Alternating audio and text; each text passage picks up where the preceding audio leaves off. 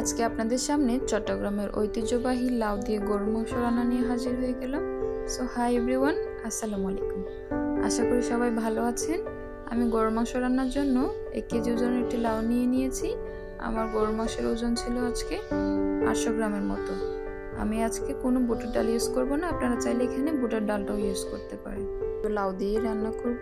তো লাউটা আমি একটু বড় বড় পিস করে কেটে নিচ্ছি, যাতে গরুর মাংস আর লাউয়ের পিসটা একই সমান থাকে, আর লাউ তো তাড়াতাড়ি সিদ্ধ হয়ে যায়।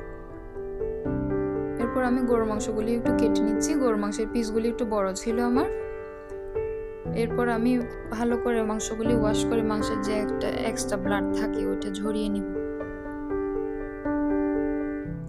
আজকে আমি কোনো বাটা মশলা ইউজ করব না, যে গ্রেট করা মশলা ইউজ করব। তো প্রথমে পেঁয়াজ, আদা, রসুন এগুলি গ্রেট করে দিয়ে দিলাম।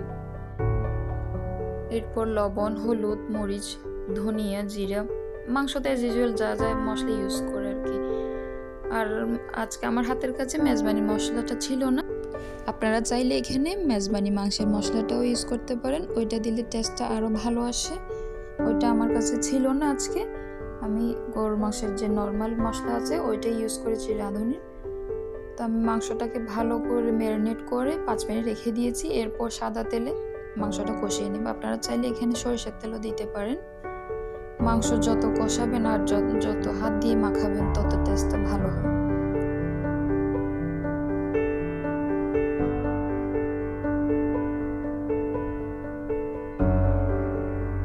তো আমি মাংসটা কষাতে কষাতে এটাও শুকিয়ে গিয়েছে, আর মাংসটা 50% পর্যন্ত কুক হয়ে গিয়েছে।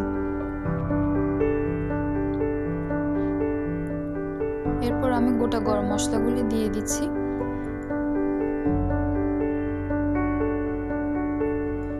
এরপর একটু জায়ফল গুঁড়া দিয়ে দিচ্ছি। জায়ফল গুঁড়া দিলে মাংসটা তাড়াতাড়ি সিদ্ধ হয়ে যাবে। তারপর কেটে রাখা লাউটা দিয়ে একটু কিছুক্ষণ আমি কষিয়ে ঢেকে দিব, যাতে লাউয়ের পানিটা ছেড়ে দেয়।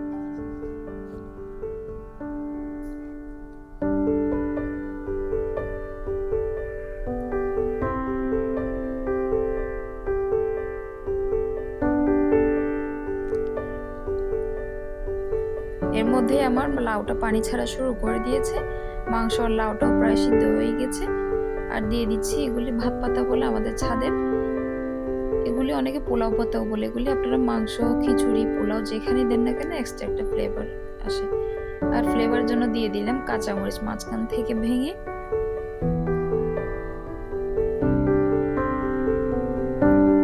মাংস আর লাউটা আমার সিদ্ধ হয়ে গেছে। এখন ধনিয়া পাতাগুলি দিয়ে আমি 5 মিনিট রেখে দিব। ভালো লাগলে পেজটি ফলো করবেন এবং আমার চ্যানেলটি সাবস্ক্রাইব করবেন। ধন্যবাদ।